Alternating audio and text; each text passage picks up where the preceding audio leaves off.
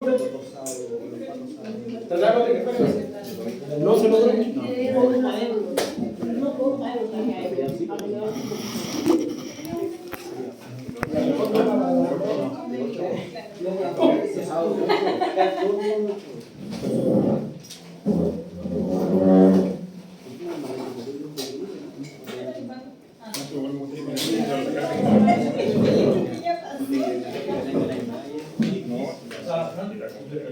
Ganó poco, pero como que era para hacer acá salía.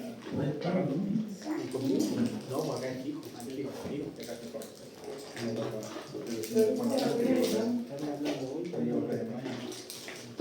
¿Están todos acá?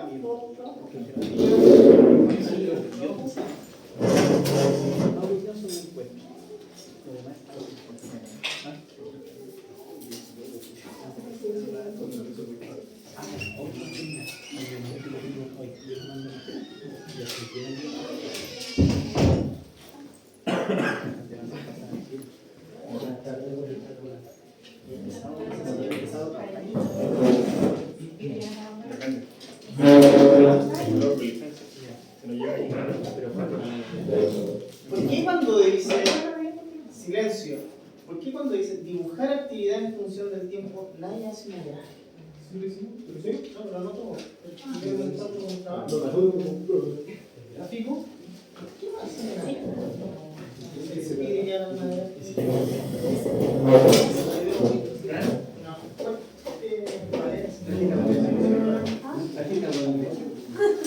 Ya, lo que vamos a ver hoy es la prueba del próximo lunes. Es aspectos legales y vamos a ver la ideología. Les voy a dejar con dos clases y les voy a dejar un libro, dos libros, para que puedan complementar todo esto. ¿Ya? Entonces ahora vamos a ver los aspectos que rigen la protección radiológica en términos legales en el marco regulatorio chileno. ¿Ya? Entonces la ley, el marco regulatorio, ustedes los tienen que bajar, los tienen que leer. Son la ley 18.302, que regula todo lo que tiene que ver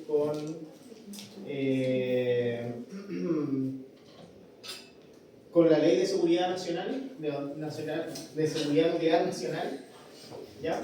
El decreto supremo número 3, el decreto supremo número 133, el decreto supremo número 12. El decreto supremo número 3 es para instalaciones radioactivas, el decreto supremo número 133 es para el personal que se desempeña en las instalaciones radioactivas, el decreto supremo número 12 tiene que ver con el transporte de material radioactivo, y los otros son normas de seguridad que son de la sección que también hay que leerlas para el buen uso de la radiación del instante primera de la vida.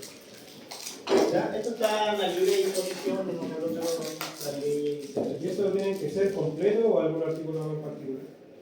Los decretos, el decreto supremo número 3 y el número 133 completos, son 20 páginas cada uno. ¿Ya?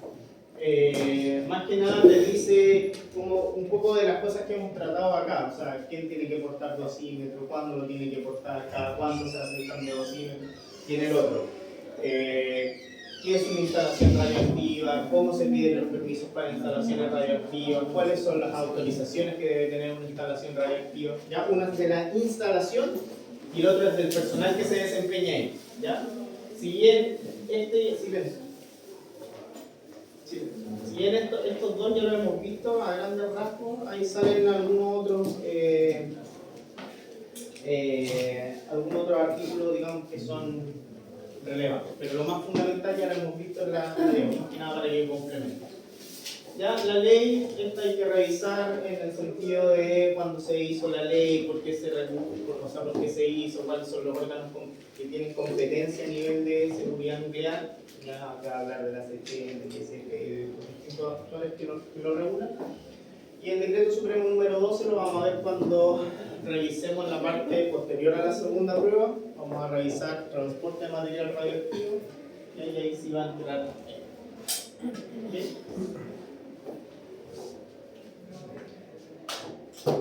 Entonces ahí está la ley 18.302, que es la ley de seguridad nuclear, consta de 6 títulos y 67 artículos, y bueno, como les dije,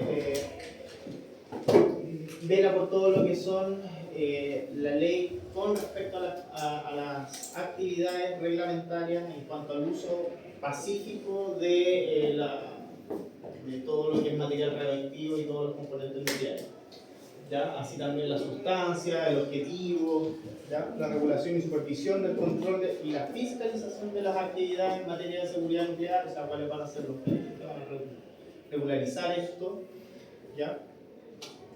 Define también qué es lo que es radiación. Entonces la ley 18.302 va a regularizar qué es lo que es radiación ionizante, como les digo, son cosas que nosotros ya hemos visto, pero acá están como la definición legal de qué es lo que es radiación, qué es lo que es actividad, qué es lo que es actividad específica, ya está todo como normado desde el punto de vista ya más de abogacia. ¿Qué es material radioactivo? ¿Qué es combustible nuclear? ¿Ya? Si bien es cierto, después vamos a tener que tener algunas apreciaciones de qué es lo que es material radioactivo, qué es material exento, qué es combustible nuclear. Nosotros no vamos a trabajar con combustible nuclear porque eso se ocupa en los reactores nucleares, ¿ya? Pero para que sepan que están todo este tipo de definiciones. ¿Qué es lo que es un desecho radioactivo? Y aunque para tener un desecho radioactivo uno tiene que tener ciertas consideraciones, ¿ya? Además señala también que lo que son las instalaciones radioactivas, que después el decreto supremo número 133 te va a decir lo que debe poseer una instalación. Aquí te nombra, mira, la instalación radioactiva es esto, y en el decreto supremo te va a decir, para que usted pueda tener esta instalación radioactiva tiene que cumplir con esto, con esto, con esto. ¿Ya? Como pueden apreciar, estas son normativas del año 1984 hasta 1985, no han tenido muchas modificaciones. ¿Ya? Acá se van a hablar de algunas unidades que ya están obsoletas en el sistema internacional, como son el REM y el RAT, digamos. ¿Por qué no se ha actualizado, profe? Porque van encallados. Ah, no, por acá. Sí, por eso. ¿Qué quiere que le diga yo? Lo que pasa es que. Siempre la tiene gente que no sabe. Y ese es un gallo que no sabe, un neófito en todo. Entonces, y además encima tiene gente que hace de vocería, que no da en la materia. Entonces, pero bueno. Igual estaba pasando eso de que no se actualice tanto, a pesar de que a nivel de prevención de riesgos laborales, Chile es uno de los que tiene mejores leyes, al menos en Latinoamérica. Ya, lo que pasa es que una cosa es las leyes que tienen que ver con respecto a la prevención del riesgo, pero el riesgo es holístico. ¿Se entiende, no? Cuando uno habla de prevención del riesgo, porque usted yo creo que está yendo por el riesgo laboral, eso, ¿no? Claro, pero en materia de riesgo laboral entra desde ley Karim hasta, y esto además que no lo ve prevención del riesgo. Esto es lo que le cayó de rebote a un experto en prevención, pero el experto en prevención tiene que saber muchas cosas, ¿ya? Entonces, básicamente, a ver, cuando yo estaba de estudiante por allá, por las Europas, yo me pude dar cuenta de algo. Allá, o en la zona euro, todo se centraliza. ¿Ya? Nosotros vamos a ver que esta ley es del Ministerio de Energía. ¿Se fijan, no? Entonces, esta ley que es del Ministerio de Energía repercute en otros sectores que no tan solo son de energía, repercute en el Ministerio de Minería, en el de Salud, en el de laboral. Entonces, ¿quién le pone el cascabel al gato en materia de radiación? ¿Se fijan? Entonces, en Chile nosotros tenemos varias cosas, o varios departamentos, o varias instituciones que velan por esto. Y además no están comunicadas entre sí. Y cada uno va montando su feudo. ¿Se entiende? Entonces, por ejemplo, la SECHEM ve todo lo que es primera categoría y laboratorios de radiotoxicidad. Entonces, no se mete en segunda categoría, ni en tercera categoría. El ISP regula todo lo que es segunda y tercera categoría junto con MinSal. Entonces, cuando nosotros hablamos en materia de protección radiológica para un centro de salud, tenemos mucha gente involucrada que no conversan entre sí.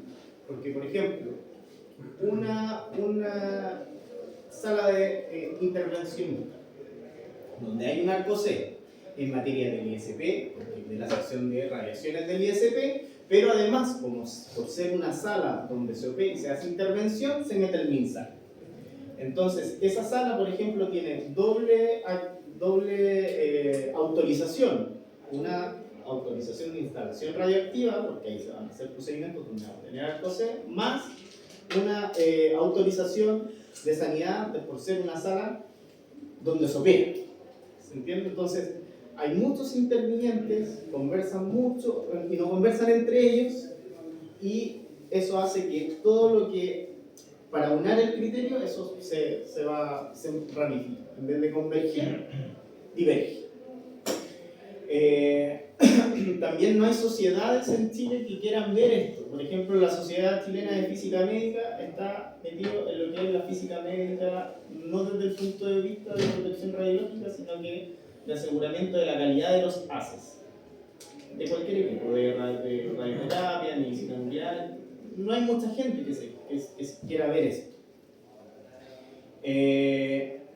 Está la Sociedad de Protección Radiológica, que son como 3 pericos y conversan entre ellos, sin desmerecer la labor que hacen. De hecho, hace poco hicieron un congreso,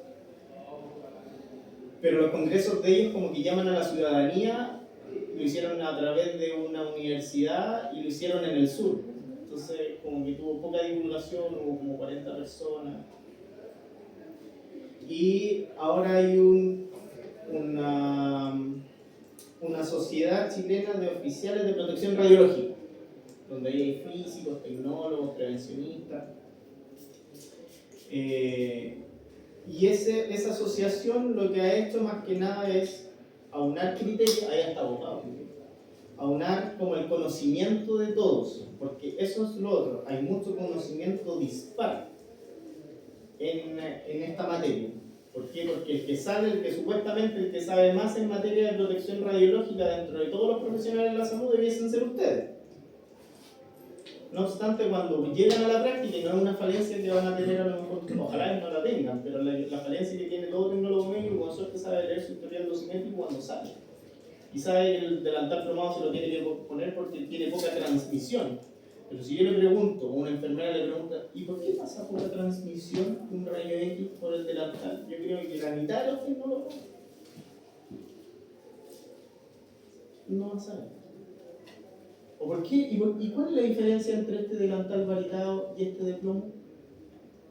¿Por qué yo me puedo poner? Esas podrían ser preguntas que cualquier persona con cero conocimiento, solamente con el hábito de querer aprender, les puede preguntar a un tecnólogo y lo más probable es que no sepa.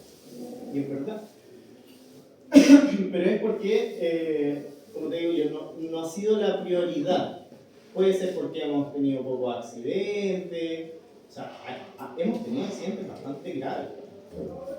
De hecho, hay clínicas que han tenido que hacer el departamento de protección radiológica porque hubo accidentes relacionados en materia de radiación ionizante.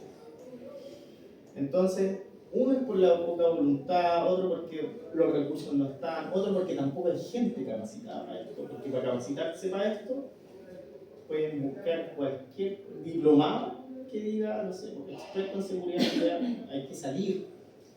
Y ese salir significa desembolsillar. Y desembolsillar para áreas que a lo mejor tiene poco crecimiento en Chile, o más que poco crecimiento, las pegan, no invierten en eso, porque pagar esta cuestión es caro. O sea, pagar un gallo que te haga un diseño, un cálculo de blindaje es caro. O que te haga asesoría en respecto a poder mejorar este sistema es caro. Y por todo eso, esto quedó en manos de... En ese tiempo estaba la Junta Militar y las leyes se hicieron en ese periodo de tiempo, ¿ya? Y ha habido poco ánimo de poder cambiar esto.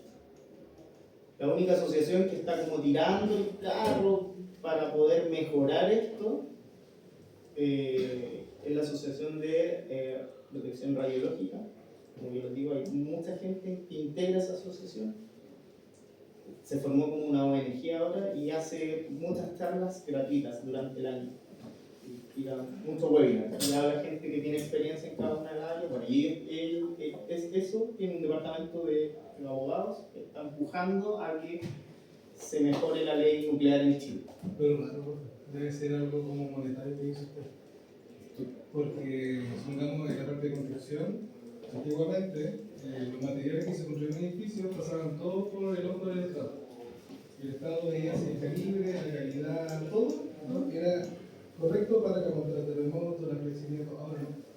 Y debe ser lo mismo, que no O sea, yo sé que en mucha Chile- inversión y entre más caro se le hace a la empresa, menos inversión hay. Sí, pero yo no manejo mucho de construcción, o sea, por lo que yo tengo que hablar con los constructores cuando yo les entrego mis cálculos, pero mis cálculos son numéricos, ellos verán qué concreto. Pero yo sé que, por ejemplo, con respecto a la norma, en construcción hay una norma antisísmica, de hecho, que la copian mucho del extranjero. Ahora, que las constructoras se ciñan a esa norma es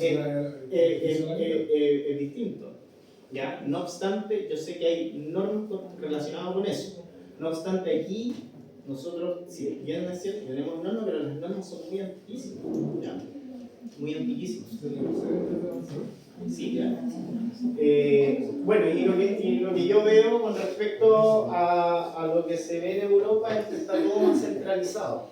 ¿Ya? Y Europa, por tener también la Unión Europea, ellos desde ahí salen las directrices para todo el espacio Schengen, entonces son veintitantos países. Y van cambiando esto cada 3 años y tienen sociedades que funcionan, en fin, pero bueno, eso es lo que hay. Y como les digo, acá no hay como formarse en esto. Tiene que salir. O sea, si alguien quiere formarse en esto, no, lamentablemente no. Creo que la mayor hizo como un diplomado, pero es como bien amplio, que le puso un nombre gigante para que son ramos 5. Pero está perfecto, o sea, estudiar algo más posterior al pregrado siempre es bueno, o reforzar conocimiento o pasarlo con un poquito mayor de profundidad. No obstante, es como muy misceláneo lo que se imparte ahí. ¿Ya? Entonces, en la ley 18.302, también en su artículo 12, dice con respecto a las licencias y los permisos que otorga la comisión a petición de los solicitantes, o sea, todos los permisos que uno tiene que pedir para poder tener una instalación radioactiva o que produzca radiación ionizante. Recordar que no toda instalación radioactiva no es lo mismo que un generador, ¿ya? Te dice también te define qué es lo que es un accidente nuclear. ¿Ya? ¿En Chile hemos tenido accidentes nucleares?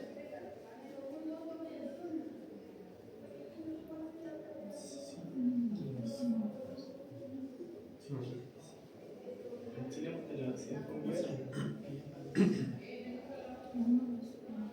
Los grados, no, ¿dónde está la planta nuclear o no? ¿Cuántas plantas nucleares tenemos? Una parece la que está ahí en la ruta 68, ¿no? Antes del túnel. Sí. Había una renca. ¿Ah? Había una renca, ¿no?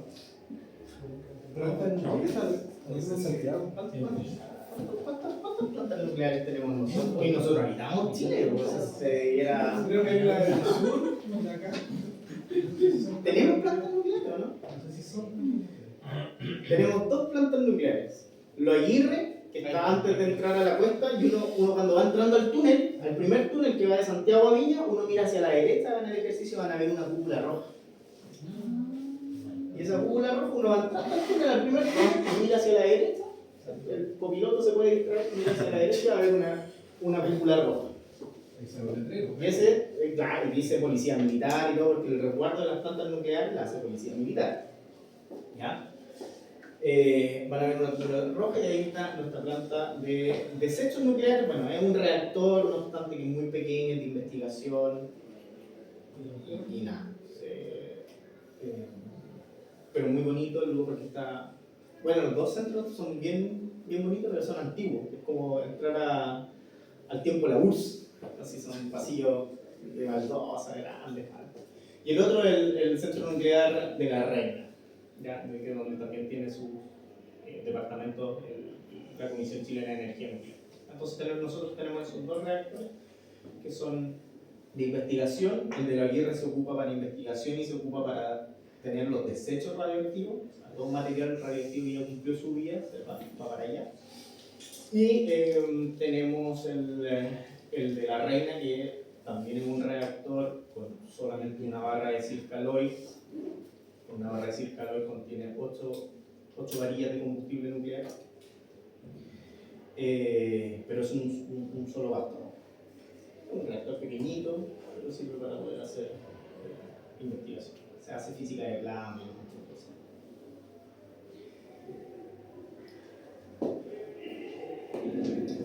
En su artículo 6 también es de esta ley número 18.302, dice que toda persona que trabaje con sustancias nucleares en una instalación o planta de centro, laboratorio o equipo nuclear deberá recibir una adecuada capacitación en los riesgos que esto involucra, ¿ya? Tener también las medidas de seguridad. Las autorizaciones, en el artículo 16, las autorizaciones que se otorguen para instalar y operar instalaciones, plantas, centros, laboratorios, establecimientos de equipos nucleares, se negará a las personas y en qué calidad el explotador asume a estas personas. Nosotros vimos en la clase pasada, creo, que las autorizaciones va a depender de donde usted se desempeñe, el tipo de autorización que le tienen que otorgar, ¿ya? Entonces, recordar que se llaman autorizaciones y no licencias, ¿ya? Autorizaciones, no licencias. Entonces, las autorizaciones de segunda y tercera categoría, bueno, segunda, tercera y primera categoría las otorga ISP, ¿ya? O la Seremía, perdón, la Seremía. La Seremía de Salud otorga la autorización primera, segunda y tercera. ¿Ya? No obstante, si usted se quiere desempeñar en primera categoría, usted tiene que tener una autorización especial. Para eso tiene que rendir una prueba, ¿ya? Y esa la otorga la sección, ¿ya?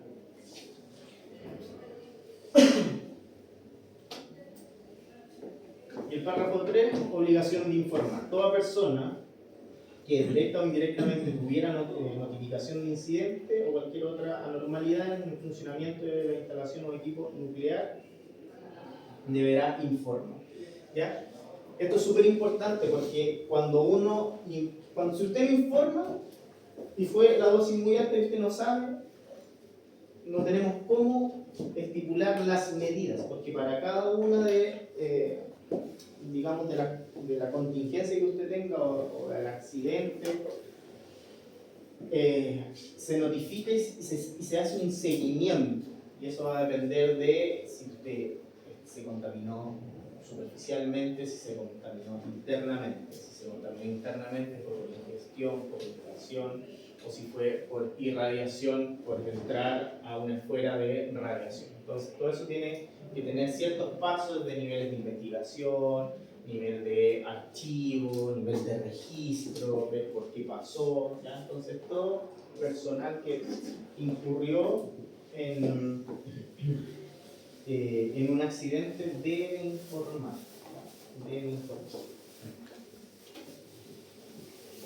El párrafo 4 de las infecciones, bueno, las infecciones a la norma del Reglamento de Seguridad Nuclear y Protección Radiológica, cada una de las instalaciones por ley debe contener un reglamento de seguridad nuclear o un reglamento de protección contra las radiaciones ionizantes, ¿ya? Cada uno de los departamentos debiese tener, porque cada uno de los departamentos trabaja con radiación ionizante de distintas generaciones. La clínica tiene radiología y además tiene medicina nuclear y además tiene radioterapia, son áreas distintas en las cuales por su generación el riesgo de poder tener una contaminación, por ejemplo en medicina nuclear, no va a poder tener contaminación en una sala de rayos, porque el rayo no me contamina, el rayo lo aprieto y listo, y hace su pega y chao. No obstante, cuando uno trabaja con material radioactivo, ese sí puede contaminar, ¿ya? Entonces debe tener sus normas de seguridad nuclear o de protección radiológica, ¿ya? El PI por lo general se le llama. Y la responsabilidad civil por daño, ¿ya? El límite de la responsabilidad civil, el límite máximo de la responsabilidad civil por daño nuclear que se puede incurrir el explotador por cada accidente nuclear será equivalente a la moneda nacional, una suma de 75 millones de dólares. ¿Ya? Cuando evidentemente la responsabilidad o el explotador sea el Estado. ¿Ya? En este caso, el Estado como explotador tiene las centrales nucleares. Si ahí hubiese algún tipo de accidente nuclear, el Estado debiese responder. En una actividad que sea privada, el que responde el explotador o el dueño, o en este caso el representante legal. ¿Ya? Ellos son los que responden ante un daño civil. Ahora, por ley, el profesional que está a cargo de la protección radiológica en un centro asistencial tiene responsabilidad jurídica. Por ende, los esquemas de cargo, el departamento de protección radiológica o el jefe de protección radiológica no puede estar por debajo de los supervisores de área, tiene que estar al mismo nivel del representante legal. ¿Se entiende? Porque tiene responsabilidad jurídica. ¿Ya? Nunca pasa así. Pasa en el sistema público pasa más así porque tiene otro tipo de organización. ¿Ya? Ahí sí las responsabilidades se siguen, se fijan pero en la parte privada, como cada quien de su fondo, muchas veces los servicios de protección radiológica están bajo la dependencia de área, ¿ya? Del jefe de área. No en todos. Por ejemplo, la Católica no lo lleva así, las Condes tampoco lo lleva así, la Alemana tampoco, pero en otros centros sí. ¿Ya?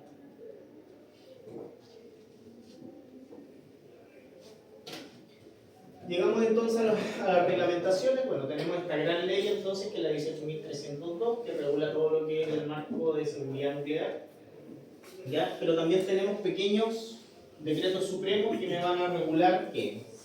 Ahora los departamentos, ¿cierto? Ya no es una ley marca, sino que esto, por ejemplo, el decreto supremo número 133 de mayo del 84, reglamento sobre las autorizaciones para las instalaciones radioactivas de equipos generadores de radiación ionizante, personas que se desempeñen y operen los equipos de esta actividad. Ya, entonces, ¿qué es lo que me va a regular?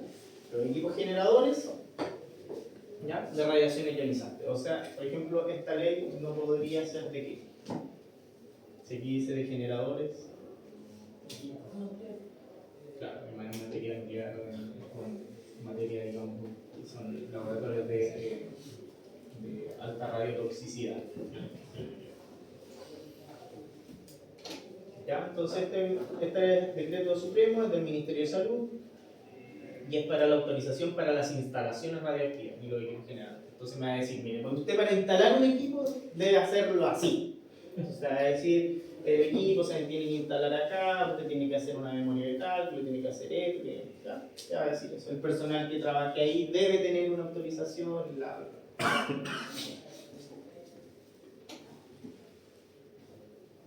Entonces el reglamento establece las necesidades de contar con una autorización previa al desarrollo de la actividad relacionada con instalaciones radiactivas, los equipos generadores de radiación ionizante y el uso de las sustancias. Entonces yo tengo que tener una autorización previa, entonces yo tengo que hacer una autorización para la aceptación de la sala.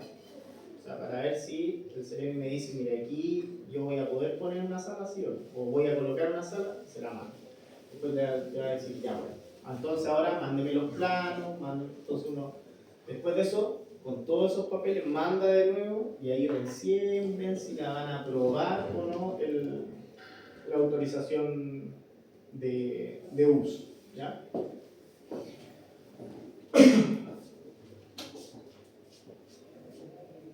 Entonces estas autorizaciones corresponden al funcionamiento de las instalaciones de los equipos emisores de radiación ionizante, utilización, manipulación y operación con sustancias radioactivas. ¿Ya?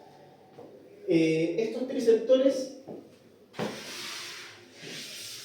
yo los coloco acá porque en Europa le cambian los colores a los triceptores. El de nosotros es uno solo. ¿Ya? ¿De qué color es el triceptor de nosotros? Rojo. Vamos a hacer rojo amarillo. Amarillo. Es amarillo con Amarillo con púrpura. negro. Con púrpura. Ese es el triceptor de nosotros. El triceptor de nosotros es púrpura. Es púrpura con un fondo negro. O morado. O morado. ¿Ya? ¿Por qué? Porque nosotros solamente nosotros tenemos un triceptor que nos dice ahí hay posibilidad de radiación en ingresar solamente personal autorizado. No obstante, en Europa, por ejemplo, el color del triceptor te da más información, porque te dice, mire, ¿sabe qué? Si usted está con ese triceptor, es una zona libre, o una zona controlada, o una zona de permanencia limitada o controlada. Entonces, mientras más rojo se vaya colocando, yo sé visualmente que puedo estar expuesto a mayor campo de radiación, ¿ya? Versus que el de acá te dice que hay radiación, que usted no sabe si está o no está, ¿sabe?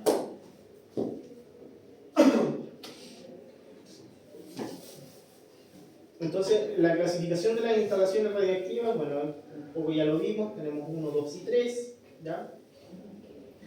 Dentro de las 1 tenemos los aceleradores de partículas, las plantas de irradiación, los laboratorios de alta radiotoxicidad, radioterapia, gamografías y radiografía industrial. ¿Ya? La radiografía industrial, ¿por qué? Porque se tiene que ocupar, usted comprenderá que si yo tengo un tubo allá y tengo que atravesar una pared, la intensidad de la radiación tiene que ser muy grande para yo poder atravesar la pared y después ver la cañería que está al otro lado. Pero bueno, la radiografía industrial se ocupa básicamente para poder detectar roturas, fracturas en cierto tipo de cañería. ¿Ya? Entonces, lo que hacen ellos es que le toman una radiografía a la... En la aduana igual lo ocupan, ¿no? Disculpa. En la aduana igual lo ocupan. En la aduana se ocupan aceleradores lineales. En los portuarios, en estas cuestiones de los barcos, ocupan unos carros que son verdaderos aceleradores lineales. Entonces es como una U. Hagan cuenta que es una U invertida, un arco, que está adosado a un camión. El camión lo tira por el lado. Entonces colocan el container y el camión avanza. Entonces la U va avanzando a través del container y voy irradiándolo para ver el contenido que pueda tener eso. Acá hay 2, creo que hay nombre. Es lo que no tengo. Y son verdaderos aceleradores lineales. El mismo funcionamiento que tiene un acelerador lineal para tratamiento se ocupa para poder escanear los barcos, o sea, en este caso los contenedores. Entonces usted comprenderá que en Sudamérica o en Chile se escanean, porque se escanean al azar también. Más o menos cachan de dónde viene la procedencia y ahí escanean un container al azar. Entonces por eso el tráfico de acá es, en cuanto al contrabando, cuando pasan los barcos de Sudamérica hacia el Atlántico, hacia Europa, siempre los barcos que vienen de la zona de Sudamérica se escanean casi todos en Europa porque saben que no hay mucha fiscalización portuaria. ¿Ya? Bueno, en Europa tampoco se escanea todo, pero sí lo que más o menos ellos cachan que es donde puede venir algo.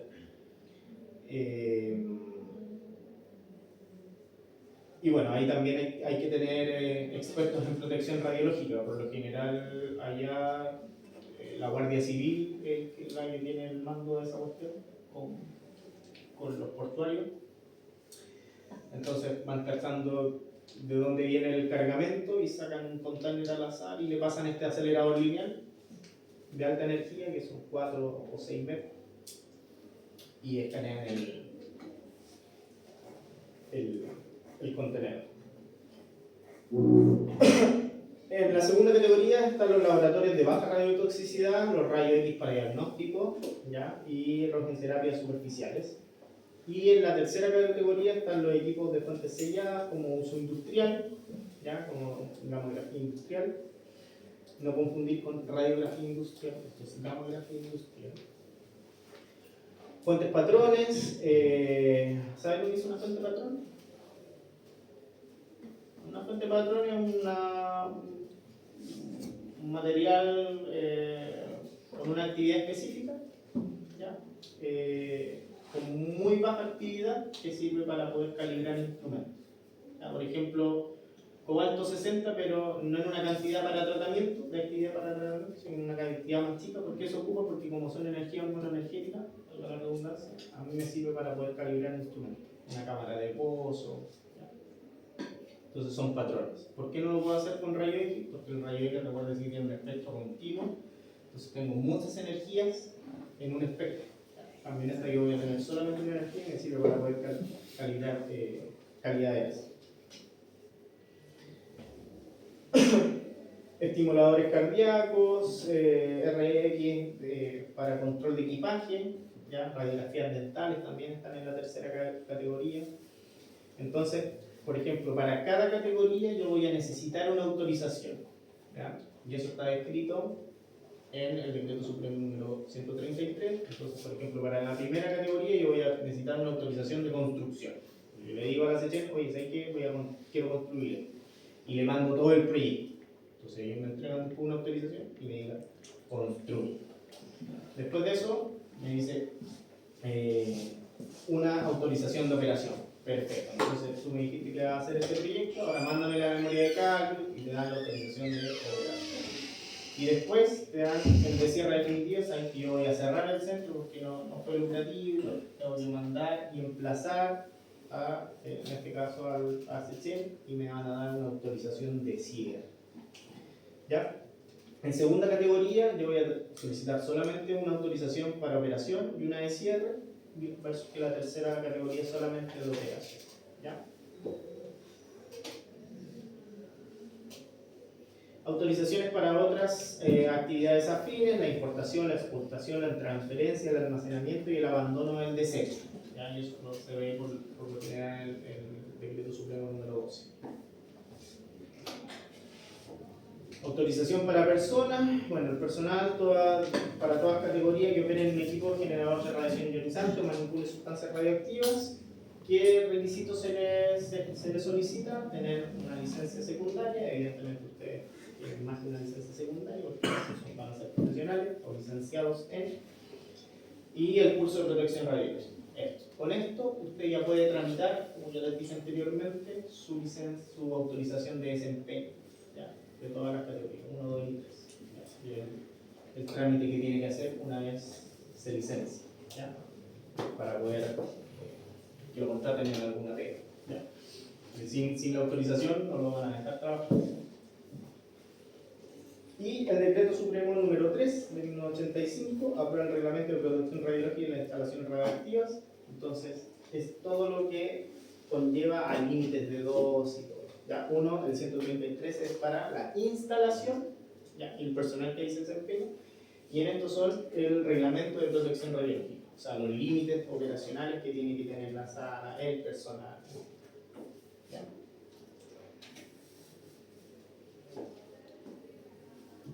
Entonces, en este reglamento establece las condiciones mínimas de protección radiológica que han de ser cumplidas para explotar la instalación radioactiva y por lo tanto la manipulación de material radioactivo de forma segura.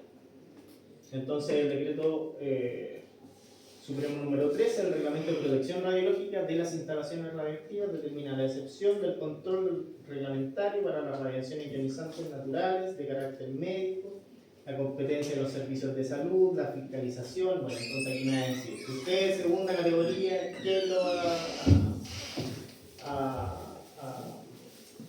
en este caso, a fiscalizar? Si usted es de primera categoría, ¿quién le va a llevar la dosimetría personal? ¿Cada cuánto se le va a cambiar el dosímetro? ¿Quiénes son el pobre? Definiciones de eso, ¿ya? Además me va a dar los límites de dosis de los trabajadores expuestos, exceptuando a las mujeres embarazadas y menores de 18 años. En caso especial, el control del límite especial por sobreexposición y la obligatoriedad de utilizar la señalización de radiación ionizante. ¿Ya? Entonces me va a dar los límites, me va a decir en caso de que haya personal o mujeres en gestación y reglamento para los menores de 18 años, y el uso de la señalética que debe haber. Como este es un reglamento totalmente antiguo, está con las unidades antiguas, entonces ahí sale el REN. ¿Ya? Ahí sale el REN. Entonces ustedes se van a encontrar con RAT y REN. RAT es un símil de Gray. Entonces, 100 RAT es un Gray. Y sale el REN, que es un símil del Siebel. 100 REN, un símil. ¿Ya? Esa es la conversión. Y sale todo acá en REN y en RAT. ¿Ya? Entonces ahí está una tabla con los límites de dosis para el cuerpo entero, para la zona, para la médula. ¿Ya? Entonces, ¿se acuerdan que yo les dije que el límite legal era 50 milisievert en la dosis anual? Entonces, el artículo 13 se actúa lo establecido en el artículo anterior, que las mujeres en edad de procrear tienen que irradiarse 1,25 REM trimestral. Cuando sabemos que el límite de dosis acumulado de una mujer gestante tiene que ser 1 milisievert en toda la gestación. ¿Ya? 1 milisievert en toda la gestación.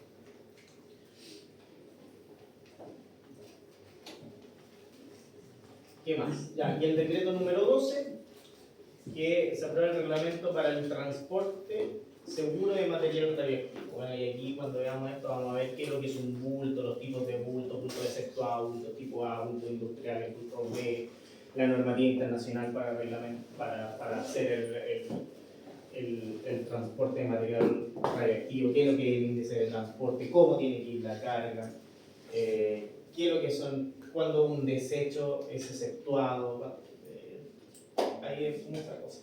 ¿Ya? Entonces,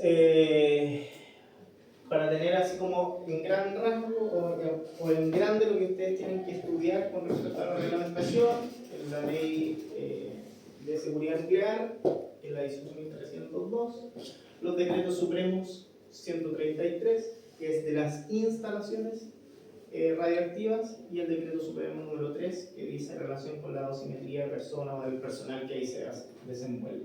¿Ya?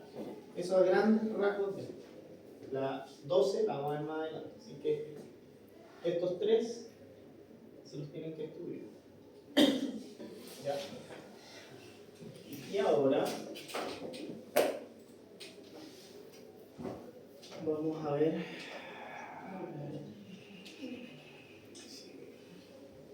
radiobiología. Entonces, radiobiología, esta misma diapo, ustedes la van a ver después en radioterapia, así que yo les sigo siendo profesor y los por el próximo año, es la misma, porque la radiobiología no cambia. ¿Ya? Entonces, para la radiobiología hay que saber de caballo el ciclo celular, que yo lo doy por sentado y se lo sabe, que yo no vengo a enseñarles biología, yo les vengo a enseñar qué pasa con la radiación cuando interactúa con la célula. Más no les vengo a explicar la ciclina dependiente de quinasa, el P53, las fases de la mitosis, la fase del ciclo celular, qué es lo que es apoptosis, qué es lo que es necrosis, qué es lo que es senescencia programada. Todas esas cosas yo no se las voy a mencionar, más no es mi responsabilidad basárselas, y esa es la base de la biología. ¿Ya? ¿Qué es lo que es un sarcómero, un telómero? ¿Qué es lo que es el centriolo? ¿Qué es lo que es un cromosoma? ¿Qué es lo que es la adenina, la ciclina? ¿Qué es lo que son las ciclinas dependientes de quinasa? ¿En qué parte del ciclo actúa? ¿Cuándo se regula una? ¿Cuándo se regula la otra? Porque para entender esto, usted tiene que saberlo, que es la base. Así es que se lo digo desde ya, porque la prueba la tiene. Para que lo tengan ahí mantenido. Entonces, ¿qué es lo que, más que toda la cháchara que se da aquí, qué es lo que nosotros necesitamos saber? Tenemos la radiación, sabemos que hace algo, pero ¿qué es lo que hace la radiación? ¿Qué hace esa partícula beta o alfa o gamma o el neutrón o el rayo X o el rayo gamma? ¿Qué hace con eso? ¿Qué le hace a nuestro cuerpo? ¿Ya? Y a mí eso es lo que me interesa que les quede. ¿Ya? Y cómo el cuerpo va reparando, no hace un daño, ¿cierto? Si no, no estaríamos en este curso que se llama protección radiológica. Y cómo nosotros podemos, o cómo el cuerpo, en este caso, o la célula, cómo se va reparando. ¿Ya? Entonces, el organismo vivo está continuamente expuesto a la radiación ionizante, el uso de la radiación y bla, bla, bla, bla. Acá tenemos un poco la dosis dependiendo al tipo de radiación que nosotros vamos a recibir. Por ejemplo, te dice la dosis o la exposición externa a la radiación cósmica, a la radiación terrestre, por inhalación, por ingestión y también por, digamos, radiación artificial, la dosis que nosotros podemos recibir. ¿Ya? Entonces, los tipos de radiación ionizante pueden ser divididas en acciones directas o indirectamente. O sea, cómo va a interactuar la radiación en nuestro cuerpo a nivel celular. Va a ser por una acción directa o indirectamente de la radiación. Entonces, las radiaciones particulares directamente ionizantes, el daño químico y biológico. ¿Ya? La radiación electromagnética es directamente ionizante según la partícula. ¿Ya? Entonces, nosotros tenemos esto, ¿cierto? Tenemos los rayos gamma, los rayos X, los ultravioleta, la luz visible.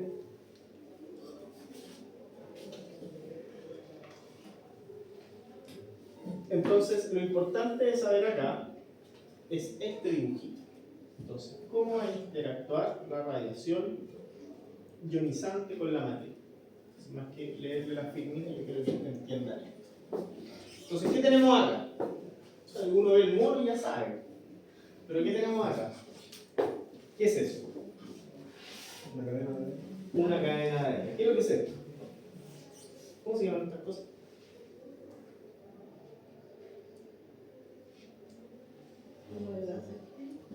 ¿Ah? Proteína. ¿Proteína?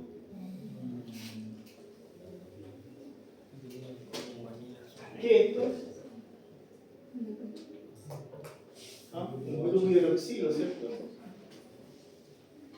Ya. Entonces el mono lo que está diciendo acá, que la radiación ionizante lo que hace es de alguna u otra manera que rompe la cadena de ADN, ¿cierto?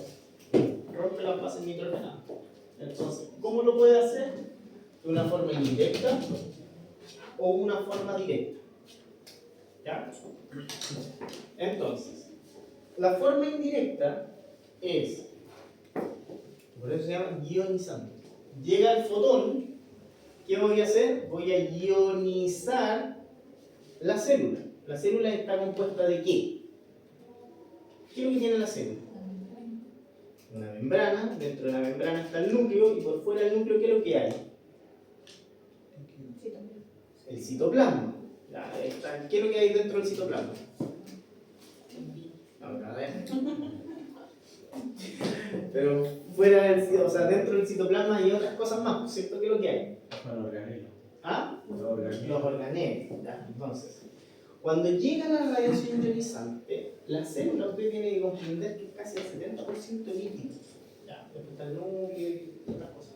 Entonces, cuando llega la radiación ionizante, va a interactuar con el citoplasma de la célula, ¿cierto? Al interactuar con el citoplasma de la célula, ¿qué voy a hacer? Voy a arrancar, ¿qué? ¿Qué hace la radiación ionizante? Electrón, ¿cierto? Y este electrón lo que va a hacer es que va a romper las cadenas de ADN, ¿ya? O me va a hidrolizar el citoplasma. ¿Ya? Si el citoplasma yo digo que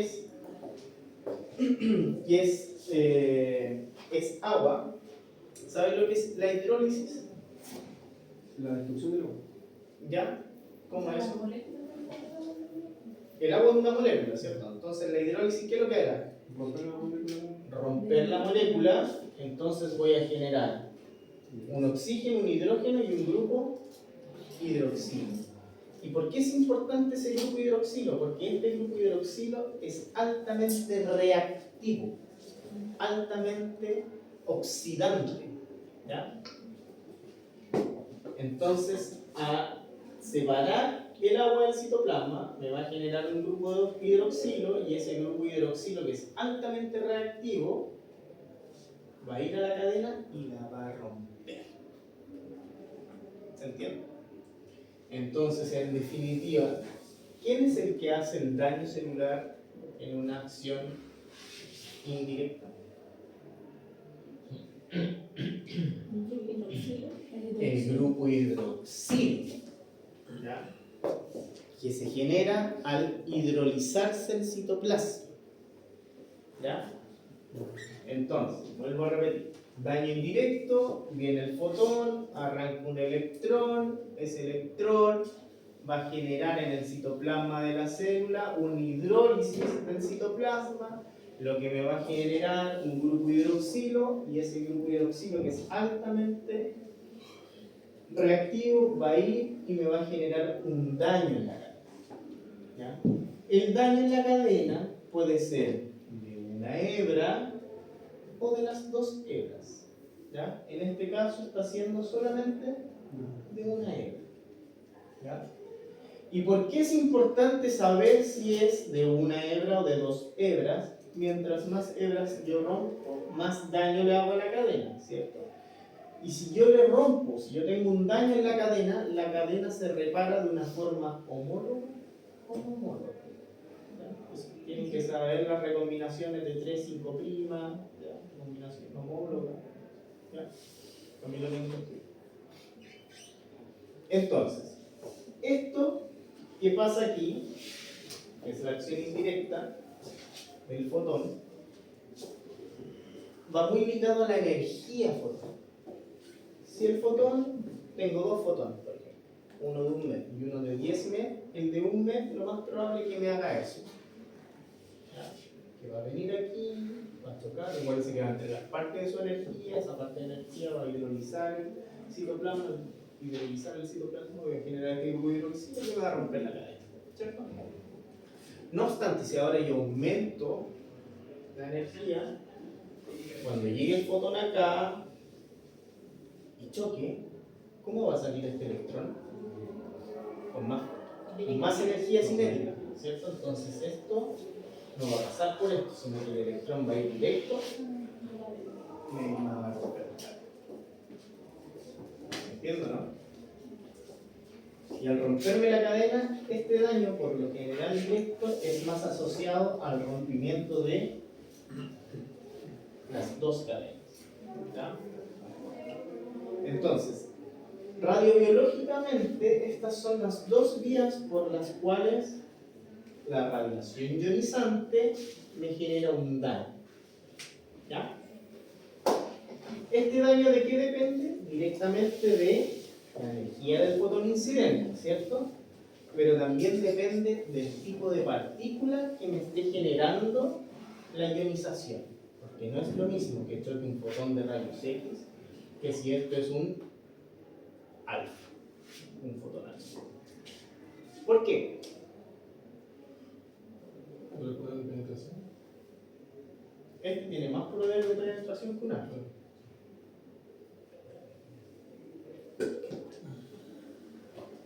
Por su energía. ¿Ah? Por la energía. Y si yo tengo aquí un fotón de rayo X de 1 MEV y un rayo alfa de 1 MEV, los dos la misma energía.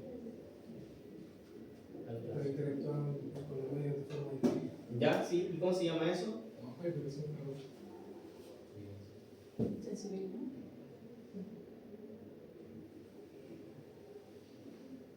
¿Cómo se llama eso? Eso se llama transferencia lineal de energía. ¿Cuánto ya energía entrego en el recorrido que yo voy dando? Por eso el alfa se para inmediatamente, porque entrega toda su energía inmediatamente, entonces ya no tengo más energía para seguir penetrando, ¿cierto? Y ahí entra otro concepto que se llama la efectividad radiológica relativa. Ya, no vamos a ver más, que también fines de radiación. ¿Ya? Entonces, la radiación ionizante tiene estos dos caminos para hacernos un daño celular. ¿Ya? Una de forma directa, o sea, indirecta, y otra de forma directa. ¿Ya?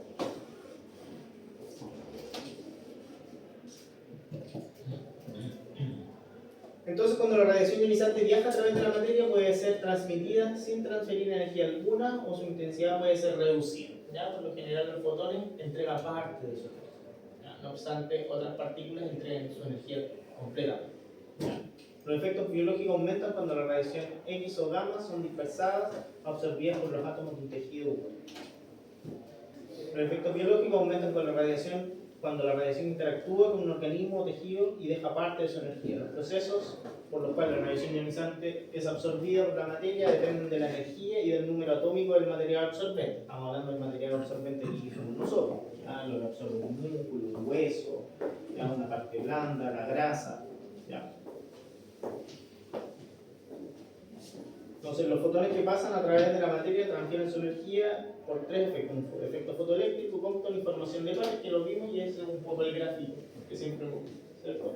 Que a energías menores yo voy a tener predominantemente un efecto fotoeléctrico.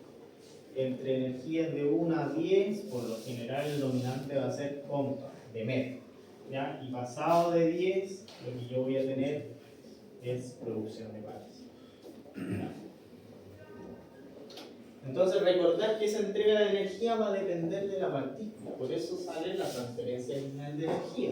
¿Ya? Entonces, la tasa de pérdida de la energía depende de la energía y tipo de radiación, como también de la densidad del material. ¿Ya? El LED es definido como el promedio de la energía transferida por el medio de unidad de longitud de la trayectoria. ¿Ya? Entonces, no es lo mismo con qué partícula yo estoy irradiando. ¿Sí? Porque cada partícula va a tener un LED distinto. Dentro de todas las partículas que hemos visto, nosotros sabemos que la que tiene mayor LED, ¿cuál es?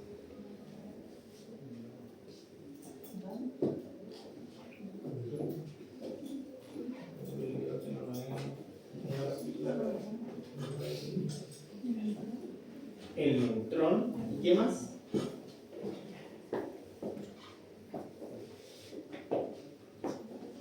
El neutrón. ¿Y qué más? La partícula alfa. Luego le siguen los electrones, las betas, los positrones y al final los gamma y los X, que tienen un factor 1. ¿Se acuerdan que en la tablita de WR los que más tienen son los neutrones, después el alfa, después el beta y después los rayos X y los rayos gamma? Y tiene que ver con esto, con la transferencia lineal de energía. ¿Ya? Entonces no es lo mismo irradiar con un MER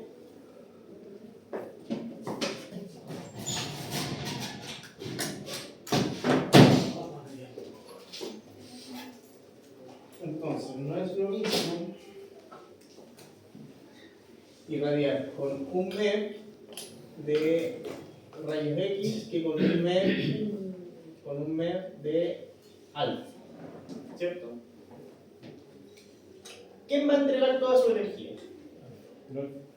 El alfa. ¿Quién va a hacer más daño en superficie? El alfa. ¿Quién va a hacer más daño a profundidad? ¿Ah? Sí, porque tiene mayor penetrabilidad. Entonces, yo puedo decir, ¿cuál me dio más daño? Depende de donde yo quiera medir. Si yo le digo, entre estos dos, ¿cuál depositó más energía en la epidermis? Alfa. ¿Por qué? Porque entregó toda su energía en poca trayectoria. Entonces yo digo, ¿quién entregó más dosis? No sé, en el hígado. El X. ¿Por qué? Porque tiene mayor penetrabilidad, por ende va a pasar la grasa. ¿Ya?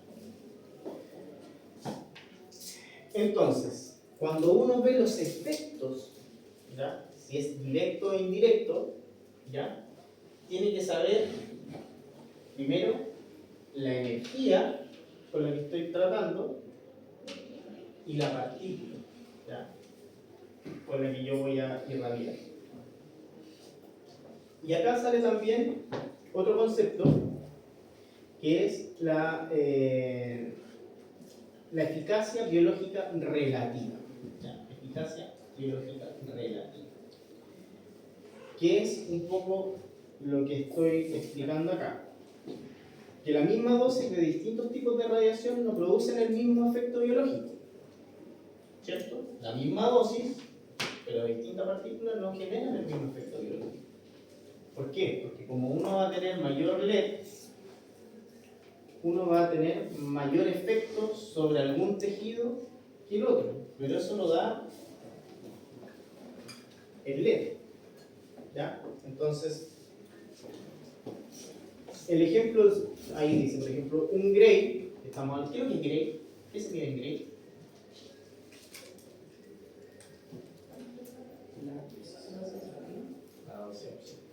Recuerden que ahí.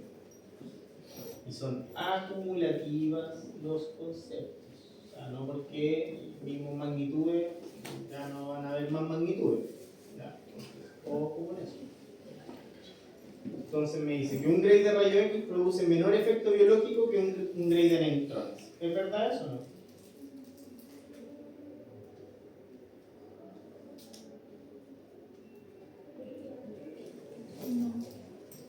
¿Está bien eso o no? Un Gray de rayo X produce menos efectos biológicos que un Gray de neutrones. ¿Está bien eso o no? Los neutrones son más penetrantes, entonces les hace más daño que Pero vuelvo a eso. ¿El daño te lo da la penetrabilidad o te lo da el LED?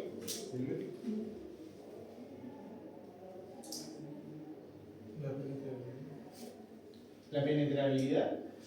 Porque si yo tengo mucha energía y yo paso con mucha energía, yo lo voy a atravesar y sigo con mucha energía, ¿a usted le deposité mucha energía o yo como partícula seguía avanzando con energía? Sí. Ya, entonces le hizo harto daño. Ya, ahora yo vengo, la misma partícula con la misma energía y viene y me quedo aquí y le entregué toda mi energía. ¿Cuál le dio más? ¿Cuál tuvo más efecto? ¿La que pasó y le entregó parte de su energía o la que llegó y le entregó toda su energía? La segunda, ¿cierto? Ya. Acá es lo mismo, por eso es importante saber esto. LED, transferencia lineal de energía. Y esto. ¿Se acuerdan que hay una tabla, no? Mientras más grande sea este valor, más peligroso es. ¿Ya? Entonces, a una misma energía, dependiendo quién tenga mayor LED, su mayor factor WR es el que mayor daño va a hacer. ¿Por qué? Porque va a tener una eficacia radiológica relativa más grande. A la misma energía, hay partículas que van a entregar toda su energía inmediatamente, por ende, van a hacer más daño. Ahora, ¿dónde va a hacer más daño? Es ahí el asunto. Esa partícula que le entregó toda la energía, lo más probable es que no le vaya a hacer mucho daño, no sé, en el hígado, sino que se lo hizo en su piel. ¿Por qué? Porque entregó toda su energía y quedó en las primeras capas de su cuerpo. ¿Por qué? Porque no pudo seguir atravesando, ¿cierto? Entonces, entregó toda su energía y lo más probable es que esas partículas le hayan hecho el mayor daño a nivel superficial. Ahora, si yo quiero con esa misma partícula hacerle más daño, ¿qué es lo que hago yo? ¿Aumento qué? La energía. Entonces, esa misma partícula, si ahora yo quiero hacerle daño en el hígado y entregarle toda mi energía en el hígado, voy y me meto con más energía hasta llegar al hígado, y en el hígado deposito toda mi energía, que es el principio básico de la protonterapia. Son haces muy energéticos, protones acelerados muy energéticamente, que es muy similar a un alfa, que es positivo. y me entrega toda su energía en un punto determinado, sin tener salida. ¿Ya? Entonces eso es como la última chupada del mate en cuanto a radiaciones ionizantes para curar el cáncer. ¿Ya? Son la protonterapia. Y se ocupa de este efecto. ¿Ya? ¿Por qué no el rayo X? Porque el rayo X yo voy a ir dejando una traza de energía y voy a ir saliendo. ¿Ya? Entonces voy teniendo, en vez de irradiar esto, voy irradiando todo el trazo por alrededor del tumor. O sea, siempre va a haber radiación por fuera. En cambio, en protonterapia, como tiene este principio, él no va a interactuar con nada hasta que llegue hasta donde quiere llegar y ahí va a entregar toda su energía y después ya no va a tener ni salida. Entonces queda confinado toda la energía en el tumor. ¿Ya? Entonces, la efectividad o la eficacia biológica relativa va a depender de qué? Del LED y del tipo de partícula, que es lo que lo da, que es si todos tienen la misma efectividad a la misma dosis. ¿Ya? Eso nosotros lo vimos que no, porque va a depender de la partícula y del... ¿Ya?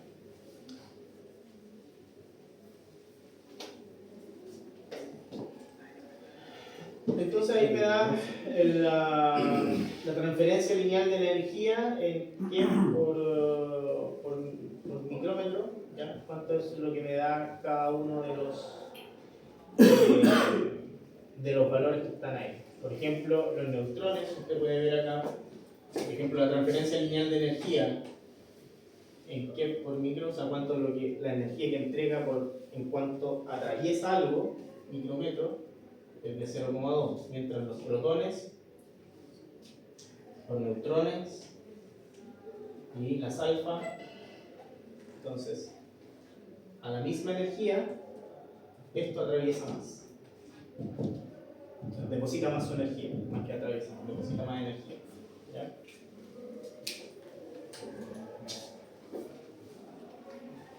Ahí están algunas conversiones, de lo que le había dado de 100 red, 100 red en un sillo. ¿Alguien tiene una hoja?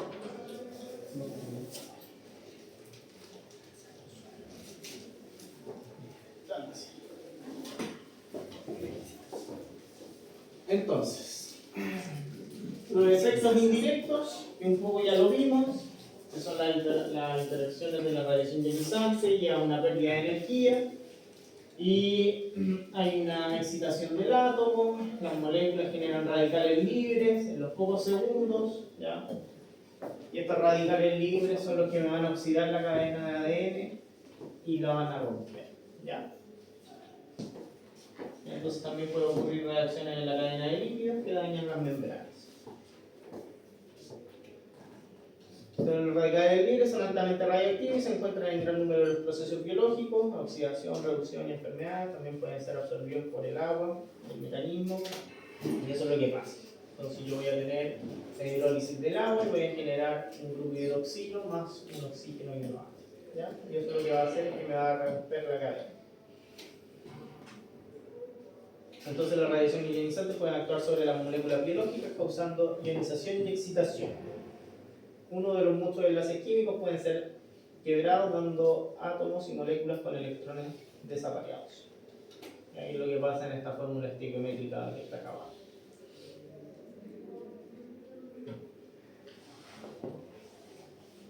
Entonces los efectos indirectos, la radiólisis del agua, que nosotros ya lo vimos un poco, ¿ya? El agua es la molécula más prominente en los seres vivos, el 80% de las moléculas, entonces, como usted comprenderá, nosotros por una radiación vamos a generar bastante radicales libres.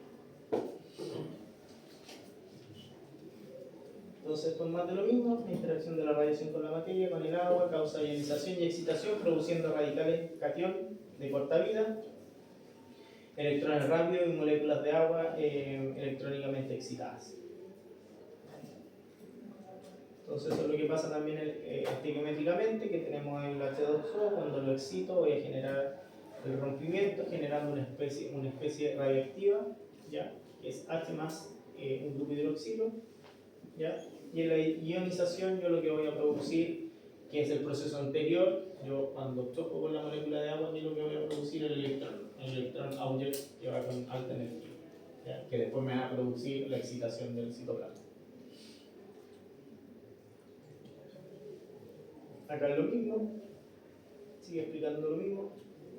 El electrón solvatado es un agente conocido como fuertemente reductor, entonces nosotros también tenemos ese electrón que sale, que hidroxila el agua, también puede generar un rompimiento por sí solo o per se de la cadena.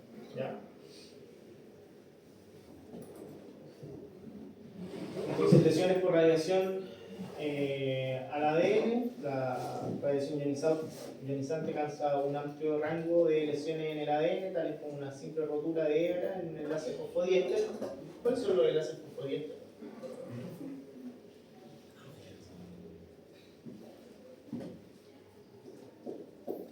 Enlaces que están enlazados con proteínas. ¿Ya? ¿Y cuáles son esos?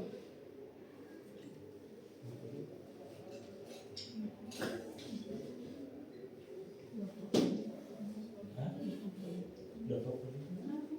¿Ya? Los fosfolípidos. ¿Y a qué se asocia? A la adenina, la timina, la guanina y a la citosina. ¿O no? Ya, un número de lesiones inducidas en el ADN de una célula por una dosis de 1 Gray o 2 Gray son aproximadamente más de 1000 daños a las bases. ¿Ya? ¿Por qué es importante esa como aceleración? Porque nosotros por lo general cuando hacemos tratamientos de radioterapia se le da al paciente entre 1 y 2 Gray diarios. Se le da una dosis grande y esa se le va fraccionando de manera tal de que se le dé entre 1 y 2 Gray diarios al paciente, entonces con esos 1 o 2 Gray diarios nosotros causamos más de 1000 daños a las bases del enlace.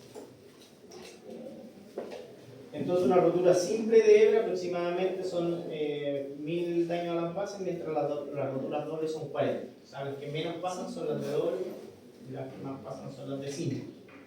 ¿Ya?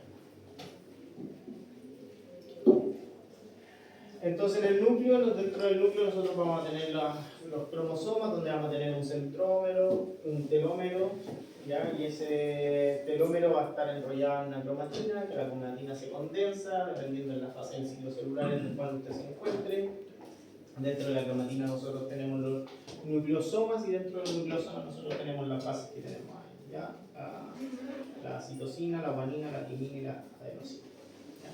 Ahí tenemos la doble hebra de ADN. Entonces cuando esto se rompe, uno tiene que hacer una recombinación, ¿ya? Para poder nosotros tener estas bases que son A, el enlace C, G, T, ¿ya? Y así se va reproduciendo. Si yo rompo esto en una sola hebra, ¿qué es lo que hace la cadena? Se puede recombinar homólogamente. ¿Ya? ¿Qué es lo que es homólogamente? Si yo veo el enlace que tengo acá, la proteína que tengo acá, si esto es A, yo sé que en este otro lado que se rompió, ¿qué es lo que va? 6. ¿Ya? Y si se rompió aquí, si yo tengo eso, puedo saber si tengo G acá, yo sé que aquí va la T. Entonces se puede reparar mirando la cadena del frente. Lo que tengo aquí, lo que me falta allá, lo recombino. Pero ¿qué pasa cuando se rompen las dos cadenas? Ahí está el jodido, porque aquí esta mira para acá y tampoco hay nada. Entonces ahí viene la recombinación no homóloga. Entonces cuando las cadenas, ¿no? Que van trenzar, cuando uno pone una cadena uno frente a otro, y aquí tengo toda la codificación, y a esto se le llama 3, 5, 3' y 5'. ¿Cierto? ¿Está bueno? Entonces, como yo tengo acá y todo termina igual y todo comienza igual y esto se rompió aquí, entonces ¿qué es lo que hace la cadena? La recombinación no homóloga viene para acá y dice ¿con qué empezaste tú? No sé, con C. Y ahí empieza a contar hacia abajo. Entonces se le llama recombinación no homóloga. Entonces empiezo de las puntas a contar para poder saber qué es lo que falta aquí. Entonces también empiezo de la punta a contar para saber qué falta acá. Y aquí esta se puede regenerar y esto también se puede recombinar. ¿ya? Y a eso se le llama recombinación no homóloga, que se hace desde las puntas de la cadena. En cambio, la homóloga se hace por lo general cuando yo tengo solamente una rueda y miro al frente y veo lo que me pasa. Eso es gran rasgo, ¿ya? O sea, acá hay una cuestión biológica que tienen que estudiar. Cuando hay daño por radiación es porque eso no alcanza a suceder, ¿no? ¿Cómo? No se alcanza como a regenerar. Lo que pasa es que esto se regenera en el ciclo celular. Entonces, ¿qué es lo que pasa? Viene la radiación, ¿cierto? Genera esto, ¿cierto? Le rompió una cadena a cualquier célula de su cuerpo. Entonces, dependiendo del ciclo que tenga esa célula que usted dañó, por ejemplo la de la piel que se regenera cada 24 horas, en 24 horas más esto va a entrar en un ciclo celular, ¿cierto? La fase de mitosis, G0, G1, G2, mitosis, S, mitosis, G0, G1, S, G2, mitosis. Ese es el ciclo, ¿cierto? Y dentro del ciclo celular está la anafase, la telofase, la meta, todo eso le vemos con el padre nuestro. Entonces ahí, 24 horas, según la célula que haya interactuado con la radiación ionizante y pasó eso, tiene que entrar al ciclo celular. De ahí va a pasar esto. ¿Ya? Entonces va a depender si usted tuvo un daño de cadena simple o un daño de cadena doble. Ambas pasan al mismo tiempo. ¿Ya? No es que pase una o la otra. Van a pasar ambas. Solamente que una va a ser mayor que la otra. ¿Cuál va a ser la predominante? Siempre la de una cadena. Ahí aproximadamente tiene 1000 de rotura en la simple versus 40 que tiene de doble. Pasan las dos, sí, pero una pasa más que otra. Para que yo tenga más de esto y menos de esto, ¿qué tengo que hacer yo?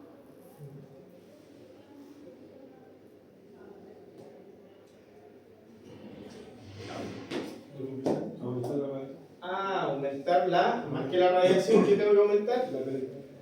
No la penetrabilidad, la energía, y ojalá, si yo quiero tener un mayor daño en esa célula en particular, que tengo que ocupar una partícula que tenga mayor LED. ¿Se entiende, no? Entonces, estas recombinaciones, una vez que ya se produce el daño, se tienen que hacer en el ciclo celular. En el ciclo celular.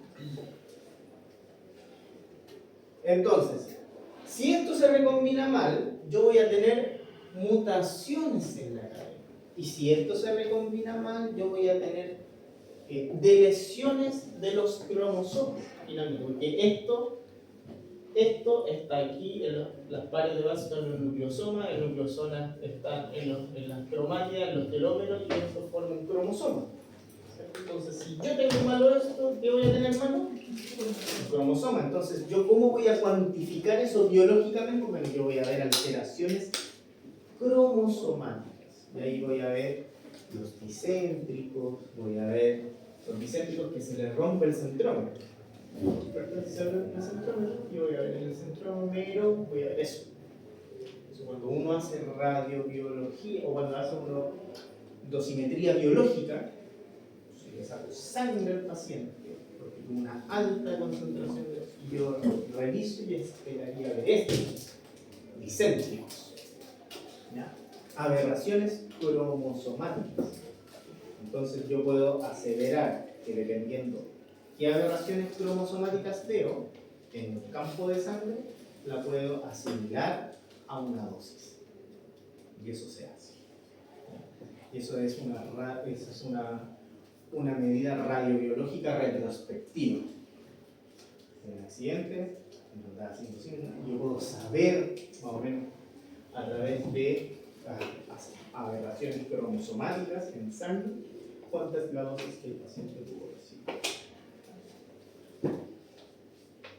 Y si quieren saber de eso, la profesora Alegría Montero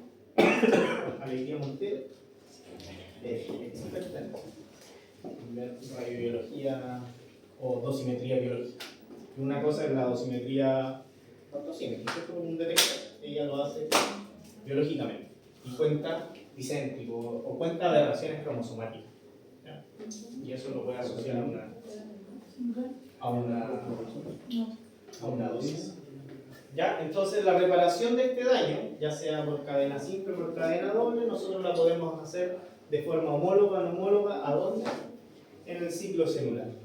En el ciclo celular es cuando esto entra para poder la célula procrearse, tiene que hacer. ¿Ya?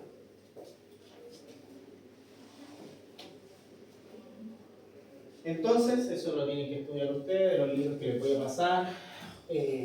Con respecto a las reparaciones no homólogas, que operan en qué parte del ciclo celular, domina, por ejemplo, en las fases G1 y S. ¿Ya? ¿Por qué en G1 y S? En G1 recuerden que hay una condensación de la cromatina, entonces ahí en esa parte se condensa, después se estira, y como se estira yo puedo hacer esas recombinaciones de punta a punta. ¿Ya? Entonces la reparación de la ruptura de doble hebra por recombinación homóloga, se utiliza una secuencia homóloga, una copia no dañada en la zona quebrada, y solo puede ser operada en la fase S tardía o en la G2. ¿Ya? El ciclo celular, la división celular es un proceso esencial que permite el desarrollo de un individuo pluricelular adulto a partir de una única célula. ¿Ya? Y ahí te explico un poco la fase del ciclo celular de una célula eucariota, que es G0, G1, S, G2 y M. Y M está, la mitosis está la anafase, la telofase, la profase. ¿Ya? Y ahí van pasando procesos, ¿ya? Va saliendo la membrana, los otros se van, las cromatías se van a los polos, todas esas cosas se las tienen que recordar. Entonces la entrada de la célula a un nuevo ciclo de división está determinada por las señales externas y la propia información de la célula. ¿Ya? Entonces las señales externas solo afectan a la progresión del ciclo hasta un momento determinado en el G1, ¿ya? Conocido como un punto de restricción al cual se le ejercen solamente una maquinaria del ciclo celular que se le conoce como la parte de G0. Entonces es el ciclo celular, ¿ya? G0, G1, S, G2 y la mitosis. ¿Ya? Entonces hay que saber qué pasa en cada una de las fases. Y este ciclo celular, para poder hacer esas recombinaciones homólogas o no homólogas, para poder reparar el daño celular, se controla por señalizaciones. ¿Ya? Entonces aquí hay señalizaciones que están en la G1, en la G2 y en la mitosis, en la parte de la metafase y la anafase, que son progresiones del ciclo que las da las ciclinas dependientes de quinasa. ¿Ya? Entonces va a depender de cómo esté el ciclo de las ciclinas con las quinasas para saber cómo yo entro ese ciclo de ciclo celular, y además los puntos de checkpoint. ¿Ya? ¿Qué es lo que son los puntos de checkpoint? Son aquellos codones que codifican para una proteína, que van viendo en qué parte del ciclo celular una célula está tan dañada que la puede entrar a apoptosis o a necrosis, ¿ya? A una muerte celular programada. Entonces hay que saber, por ejemplo, el codón P53 en qué parte del ciclo actúa, que es el codón de stop, que me va leyendo la cadena y me va diciendo, no sé, que esta cadena tiene tanto daño que no puede seguir en el ciclo. No obstante, cuando las células están tan dañadas, ese punto de checkpoint se olvida. Entonces, ¿qué es lo que pasa con la célula? Se va a reproducir mutada. Y esa célula mutada se va a producir nuevamente mutada. Y así sucesivamente hasta tener un lindo cáncer o una linda lesión. ¿Ya? Entonces las ciclinas dependientes de quinasa están implicadas en el control de la progresión del ciclo celular y la transcripción de algunas funciones neuronales. ¿Ya? Entonces vamos a tener esto, que cada ciclina va a estar en cada una de las fases y me va a regular cada una de las fases. ¿Ya?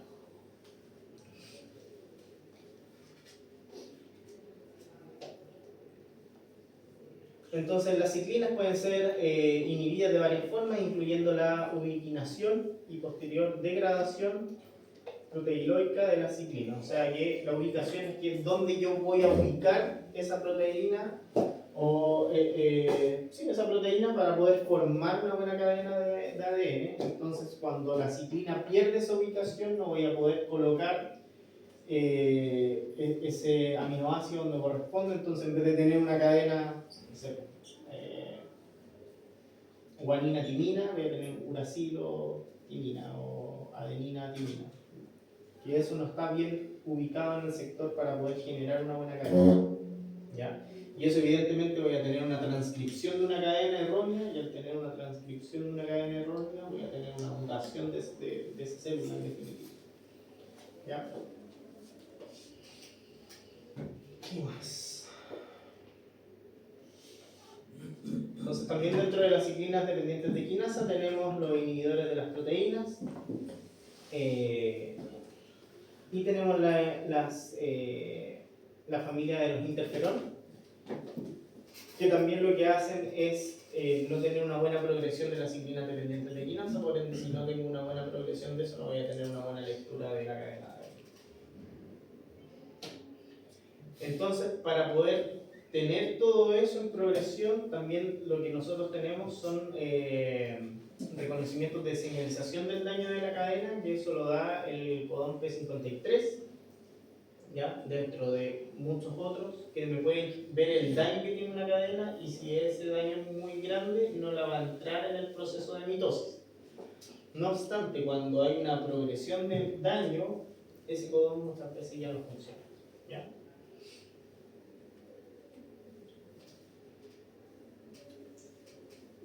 Bueno, el P53 también cumple la función si el daño no es reparado, la activación de enzimas reparadoras del P53R2 codifica para una reductasa de los ribonucleidos que se importan en la replicación y la reparación del ADN, ¿ya? Y la entrada en senescencia, ¿ya? La senescencia programada es que no entra ni a apoptosis ni a necrosis, sino que es como una autodestrucción no traumática de la célula, ¿ya? Como una por obsolescencia, ¿ya? Como por viejo. Porque si yo hago una necrosis de la célula, la necrosis es una como que la célula se crena, o sea, se rompe y todos los pedazos digamos, que componen la célula van a salir por todos lados y eso genera inflamación, genera edema, ¿ya? En cambio esto no lo hace, ¿ya? Y al entrar en senescencia, después yo puedo hacer una apoptosis, o sea, una muerte natural de la célula. Entonces aquí un poco cómo se genera en las cadenas, digamos, de poder leer un daño celular para ver si la célula va a entrar en apoptosis o no, ¿ya?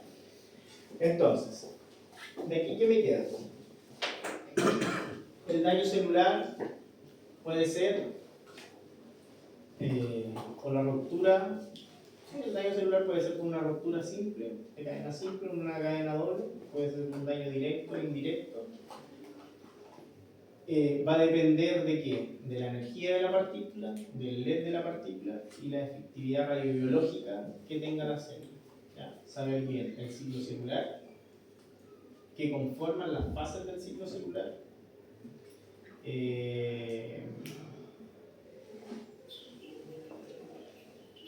Eso con respecto al ciclo celular. Y, ¿qué me falta aquí? Curvas de supervivencia. Que lo van a ver ahí en lo que les voy a pasar.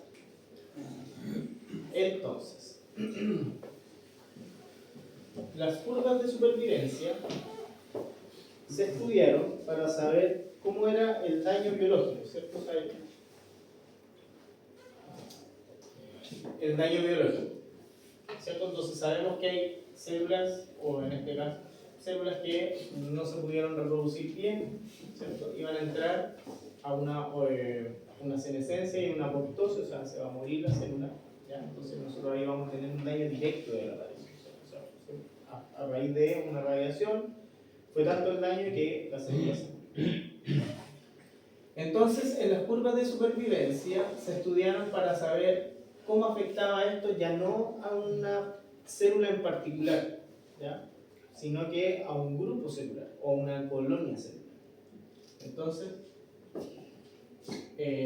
lo que hicieron los investigadores es que en unas cápsulas de Petri, esto es para explicar las curvas de supervivencia. ¿Sabes lo que es una cápsula de Petri? La placa de Petri. Una placa de Petri, sí. Donde se ponen colonias de bacterias y no las siembran. Perfecto. Entonces lo que hacían estos gallos era decir, ya, yo sé que las células van a presentar un daño si yo la voy a dar, ¿cierto? Voy a romper la cadena, en algunos simples, en algunos dobles, algunas van a sobrevivir, otras no, otras van a mutar, pero quiero saber cuál es el daño directo que voy a tener yo con la radiación, o sea, qué voy a causar. Ya sé qué pasa en una célula, pero ¿qué pasará en un grupo celular? En una colonia. Entonces lo que hicieron estos gallos es que sembraron colonias celulares de un cáncer de cervix ELA. Entonces colocaban acá, por ejemplo, una colonia, 2 colonias, 3 colonias, 4 colonias. Y las sembraban por una semana. ¿Ya? Aquí pasaba una semana. Una semana. ¿Ya? Al cabo de una semana, estos gallos volvían a mirar las colonias sin irradiar, sin nada. ¿Ya? Volvían a mirar las colonias y tenían 6 colonias. Entonces decían, bueno, si están en condiciones ideales, ¿qué es lo que va a hacer esto? Se va a multiplicar de forma normal. Entonces decían, bueno, si sabemos que la radiación le hace un daño, irradiémoslas con una dosis constante y veamos qué pasa. Entonces, lo que hicieron estos gallos fue lo siguiente. A ese grupo de colonias, de 4 van y irradian con una dosis de 1 Gray con 1 MER de rayos X. Era un batacazo fuerte de 1 MER de rayos X, que eso daba una dosis absorbida de 1 Gray. Y miraron esta cuestión inmediatamente. Irradiaron, sacaron la cápsula y fueron al microscopio. Pasaron unos minutos, un par de horas, miraron y en vez de haber 4 colonias, había 3 colonias. Entonces dijeron, o sea, es verdad, si yo le doy un guatacazo a esto, ¿qué va a pasar? Que yo voy a mirar y va a haber sido tanto el daño a la cadena de ADN que tiene, esto tiene una proliferación rápida, entró en mitosis, pero era tanto el daño que esta cosa, en vez de generarme más colonias, eliminó una colonia. Entonces empezaron a decir, hay un daño directo, una relación directa entre la radiación y la supervivencia, ¿cierto? Entonces dijeron, ¿y qué va a pasar entonces a la semana? Porque nosotros vimos esta cuestión entre una semana y otra, y entre una semana y otra, en condiciones normales, esta cuestión generó 2 colonias más. Vamos a ver qué pasó. Si la irradiamos, ya sabemos que murió una colonia. ¿Qué va a pasar a la otra semana? Entonces, a la otra semana, aquí pasó una semana, y vieron que en vez de haber más colonias, había menos colonias. Y dijeron, oye, pero qué diablos, si nosotros ya no estamos irradiando, ¿por qué hay menos colonias? Entonces dijeron, hay un daño también que es indirecto. Hay un daño directo, o sea, que yo rompí muchas células y desaparecieron, ¿cierto? Como cuando los pacientes te dicen, me quemaron el tumor. No lo quemo, sino que estoy rompiendo las cadenas, entonces se rompen las células y ya no hay más contenido. Entonces el volumen tumoral baja, porque usted le rompió todas las células que contienen ese. Es un daño directo. Pero si yo lo observo, a través del tiempo, yo creo que voy a ver, y esto cuando entre en su proceso de mitosis, va a haber lesiones que son tan grandes que cuando entro a la mitosis, yo voy a entrar, pero me voy a morir. Porque no tengo la capacidad de volver a reproducir. Y a eso ellos le llamaron daño subletal. ¿Ya? Es un daño no letal, o sea que no ocurre inmediatamente, pero que sí va a ocurrir por el efecto solamente de usted malograr tanto la célula. ¿Ya? Y dijeron, bueno, ¿y qué pasa si yo observo a la semana 2? Semana 2, ¿qué voy a...? No lo voy a volver a nadie. Yo quiero ver en la semana 2. Y en la semana 2, yo tengo una colonia. Ah, entonces dicen, perfecto. Yo voy a tener un daño que es letal. ¿Ya? Y a ese daño letal ellos lo llamaron un daño directo o un daño alfa. ¿Ya? Es un daño directo, que es proporcional a la dosis. Voy a tener un daño beta, que es un daño subletal. ¿Por qué? Porque va a morir otra colonia, no obstante va a morir no por el daño inmediato, sino que por el daño que generó para no poder regenerarse. Y si yo lo sigo esperando, la maquinaria celular es tan perfecta que va a poder seguir sobreviviendo, ¿cierto? Entonces a esto no le llamaron nada, le llamaron supervivencia de la colonia. ¿Ya? Entonces estos gallos dijeron, ¿y qué pasará si yo le subo la dosis a esto? O sea, en vez de ponerle a la misma energía y con la misma partícula, solamente que voy a subir la dosis. A subir la dosis, a lo mejor estos gallos a la misma energía y a la misma partícula le pusieron más tiempo, ¿no? Al campo de la dosis. No lo voy a maquillar con tasa de dosis, a lo mejor pusieron más tiempo, entonces en vez de un gray, le pusieron 2 gray. Entonces, a 2 gray,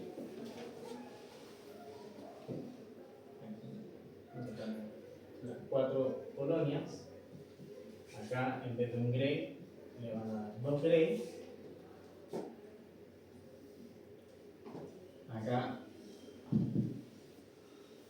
Acá como habían 3, aquí ya quedaban 2. Viste inmediatamente que este era el daño directo, y después a la semana lo que ellos vieron es que no había nada. No había nada. Entonces ellos dijeron, bueno, el daño directo sigue siendo directo, porque si acá me mataba una colonia con un gray, acá me mató ¿cuántas colonias? 2. Entonces a medida que yo voy subiendo la dosis, se van a ir muriendo colonias inmediatamente porque tengo un daño directo que va en plena relación con la dosis. No obstante, ¿qué pasó con el daño subletal? El daño subletal prácticamente se igualó con el daño letal. ¿Por qué? Porque aquí, si quedaban 2, que eran las supervivientes, aquí se eliminaron. Entonces, cuando yo elevo la dosis al cuadrado, se dice, esto con esto se hacen iguales. El daño subletal con el daño letal son iguales. El daño directo y el daño indirecto son iguales. Y a esto se le llamó curvas de supervivencia. ¿Por qué? Claro, porque los gallos iban viendo en relación de dosis, tiempo, van viendo a medida que yo voy aumentando la dosis, en el tiempo cuántas colonias van quedando. ¿Claro? Por eso se le llamaban curvas de supervivencia. Entonces a esto ellos le llamaron relación alfa-beta. ¿Ya? La relación alfa-beta. Alfa, que vienen siendo los daños directos causados por la relación y que es proporcional a la dosis, o sea, mientras más dosis yo tengo, más colonias se mueren. Y tengo un daño subletal, que es un daño que va a causar el tiempo que va a transcurrir y que estas células que también fueron eliminadas inmediatamente, pero van a tener un daño, van a ver qué va a pasar con su entrada en mitosis, con su ciclo celular. ¿Ya?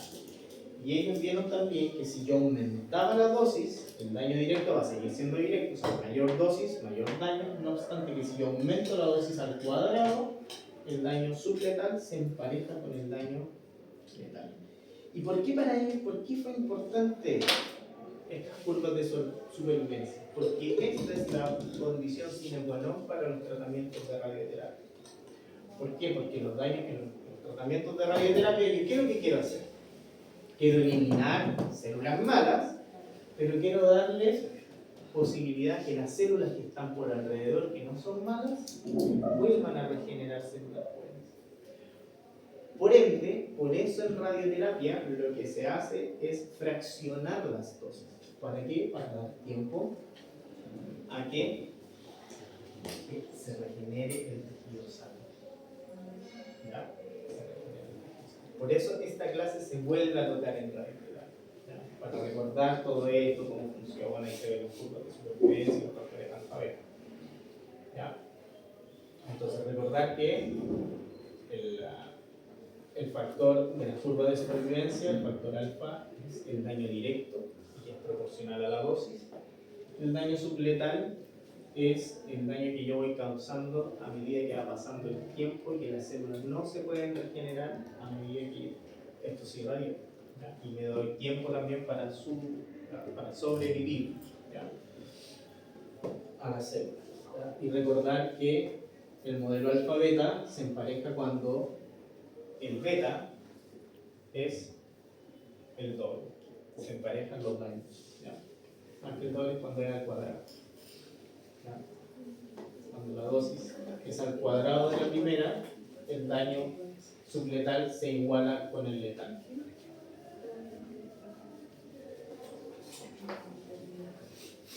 ¿Qué vamos a aquí?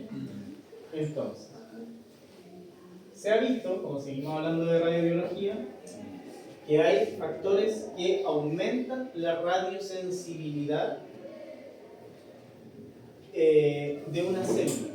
Por ejemplo, se habla del poder del oxígeno cuando uno quiere aumentar o hacer más radiosensible una célula.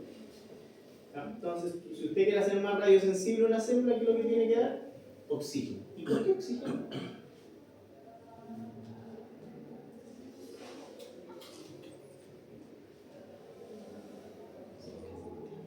Con todo lo que vimos, podríamos preguntar, ¿por qué oxígeno?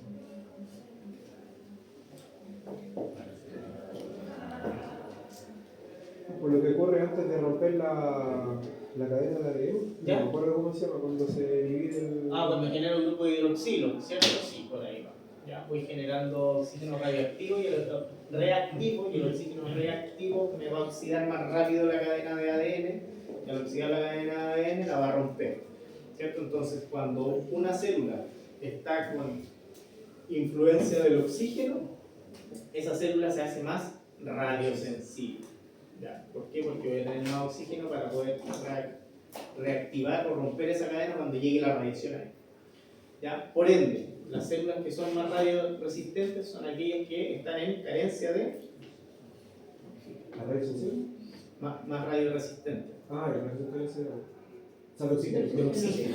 Por ende, por ejemplo, tenemos un tipo de tumor que se llama astrocitoma. Y el astrocitoma lo que hace es que yo tengo el tumor y lo que genera este desgraciado es que genera un halo necrótico alrededor del tumor. Entonces, al generar un halo necrótico alrededor del tumor, cuando llega la radiación acá y rompe el citoplasma y todo, como esto está necrótico, no tiene oxígeno, esa célula se hace más radioresistente. Entonces, ¿qué es lo que hay que hacerle a estos pacientes? Darle un radiosensibilizador, ¿ya? Que es el transanular. Entonces, se le da ese medicamento 8 horas antes para poder hacer estas células más radiosensibles y poder mandar. ¿Ya? Entonces, hay mucha quimioterapia que actúa como un radiosensibilizador. Entonces, van en concomitante con las terapias. El paciente se toma su pastilla, se inyecta el mismo día que va a radioterapia, ¿ya? Justamente para poder hacer esto. ¿Ya? También hay agentes protectores. O sea, si nosotros vimos que la hidrólisis del agua lo hacen radicales libres que me oxidan la cadena y la rompen, yo puedo tomar ¿qué? antioxidantes. ¿Ya? Y los antioxidantes, el que mayor efecto se ha visto que tiene puede ser cualquier antioxidante, que tiene o que favorece para protegernos es el propóleo. ¿Ya? El propóleo baja en un 40% aproximadamente los radicales libres generados por la radiación. ¿Ya? Entonces, si tenés menos radicales libres, menos oxidación en la cadena, pues menos rompimiento de la cadena. Por ende, es bueno que consuman propóleo. Esos son estudios empíricos. El resveratrol también es bueno, no obstante se encuentra en el copete, en el vino, pero el alcohol hace mal. Entonces tendréis que procesar el alcohol para poder sacar el resveratrol que tiene el vino y consumir. ¿Ven pastillas de resveratrol? Pero también es un antioxidante. Más fácil hacer ejercicio. Sí, pero así como cosas externas que han funcionado. ¿Qué más? ¿Dudas, consultas que tengan después? Ya. Recordar. La prueba lunes. Solo teoría, pero no hay muy bueno incluir Todo es maleta. no, Tienen que traer. Sí, tienen que traer calculadora y. ¿Qué más? Calculadora y conocimiento. ¿Con apunte? No. No lo entendí. Así que es entra toda la batería que hemos visto hasta ahora. De la ley igual. Olvídate un poquito. Así que les dejo las clases ahora. Les dejo las clases para que las puedan sacar. Como la otra que tenía más teórico y poco de... Son similares.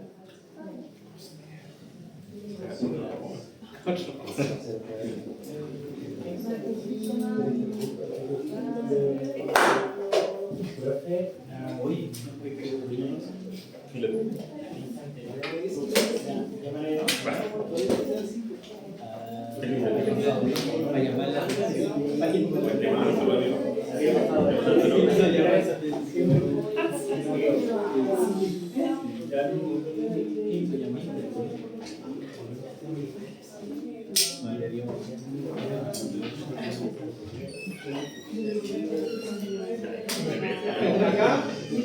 Acá les voy a dejar un libro que es del curso de Cubetru de la Sechem. Es antiguo, pero esta cuestión no cambia, o sea, es totalmente lo mismo. Tienen que ir al índice y ver esto lo va a aceptar y se van a secar.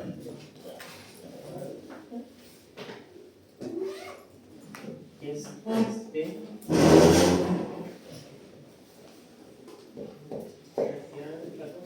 Es Comisión Chilena de Energía Nuclear, la cátedra de protección radiológica. Y acá está todo lo que nosotros hemos visto: física de la radiación, asimetría personal, rayo X, magnitudes, sistema de protección radiológica, normativa, prácticas de decaimiento, que son estas cosas, detección de la radiación ionizante, efectos biológicos, que es lo que estamos viendo hoy, protección radiológica operacional. Nos va quedando como de equipo abajo nosotros.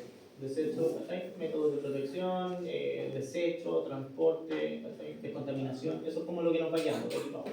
El resto, todo lo mismo que ya. Y la misma check. La masa, solo actividad, cobalto, la formulita.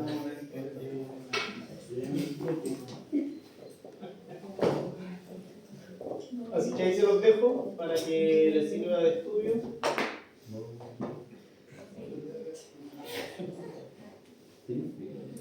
Pues sí. Yo pensé que tú eres chiquito, ¿no?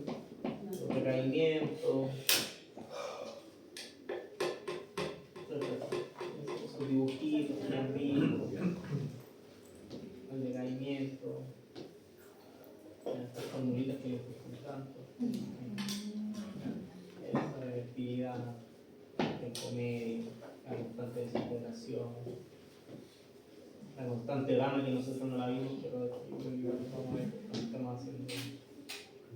Efecto fotoeléctrico, ya. Todas estas cosas con apunta a los lados. Bueno, ya.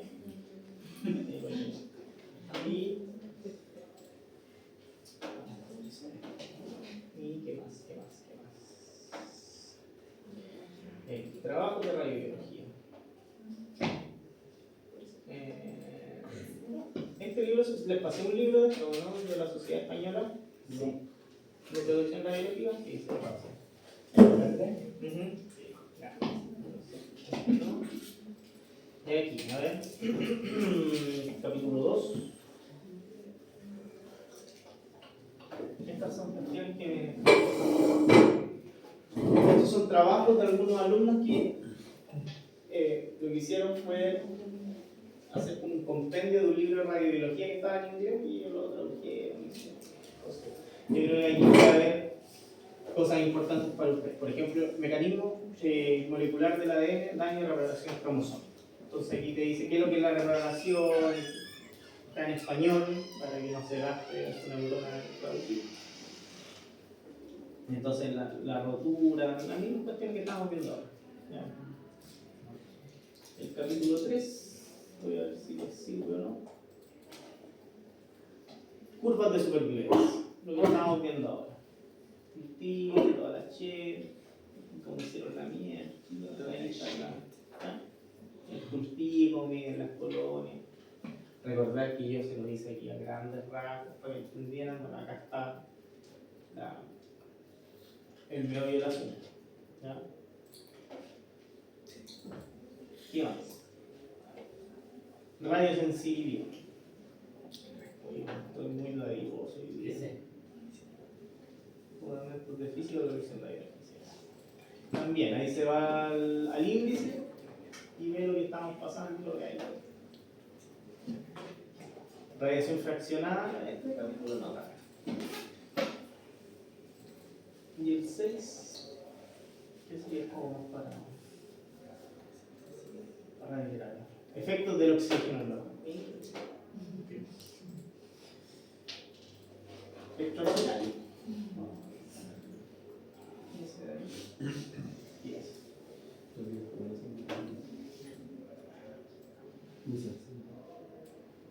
Ya.